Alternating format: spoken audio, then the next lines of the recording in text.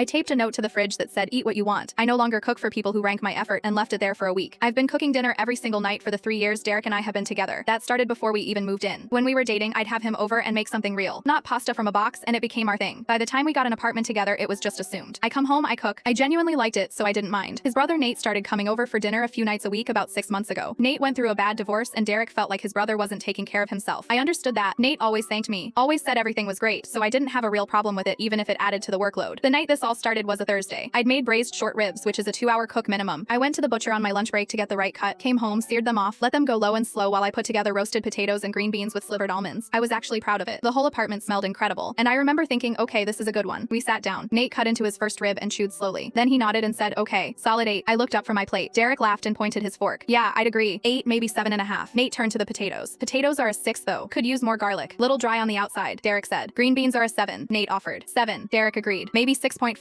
I kept eating. I didn't say anything. They went back and forth for a while, genuinely debating whether the ribs were better or worse than the pot roast I'd made 2 Sundays ago. Derek said that one was a 9, maybe 9.5. They both agreed the ribs fell short. Nate said the sauce needed something, but he couldn't figure out what. I cleared the table when everyone was done, washed the pan, put the leftovers away. That night I lay there trying to work out why I felt so strange about it. Like an 8 is good. It was probably meant to be a compliment, but I kept thinking about the 2 hours I'd spent on those ribs, the lunch break I used to get the right cut of meat, the 3 years of dinners before this one. All of it apparently had a number attached that I'd just never been told. The next evening I made myself a bowl of pasta around 7 p.m. and ate it in the living room. Derek came into the kitchen around 7:30 and stood there. What are we having? I don't know, I said. Did you not cook? No. He looked at the stove like it would explain something. Then he made himself a sandwich and sat down without saying much else. The morning after that I got an index card and wrote the note. Made the letters big enough to read clearly. Eat what you want. I no longer cook for people who rank my effort. Taped it to the fridge right at eye level. Derek saw it while he was pouring his coffee. He stood there reading it for a second. It's just a joke, he said. Okay, I said. Nate was being funny. He actually loves your cooking. I know. So what? You're just not cooking anymore? For right now, yeah. He looked at the note one more time like he expected it to change. Then he left for work. That became the whole week. He'd come home, check the kitchen, make himself something or order food, and not bring it up directly. Nate texted me Wednesday asking if he should come Thursday like usual. I told him I wasn't cooking but he was welcome to fend for himself. He said he'd skip it and sent a laughing emoji, which told me Derek had already explained the situation. Day 4. Derek came home while I was making my own dinner. This lemon chicken thing I'd been wanting to try, and he stood in the doorway and said, "This is a little dramatic, don't you think?" I didn't stop stirring. What is? The note. All of this. I put the spoon down and turned around. You and Nate spent 20 minutes scoring my food last Thursday. Every single dish, with decimal points. The ribs were a 7.5. The potatoes were a 6. You compared it to the pot roast like you were grading submissions. I made those ribs on my lunch break. He said, "We were just having fun." I know. That's actually the part I keep thinking about. He didn't say anything to that. I said, "When you want to eat something someone made because they felt like making it, let me know. Until then, the note stands." He went to the living room and ordered delivery. The note's still on the fridge.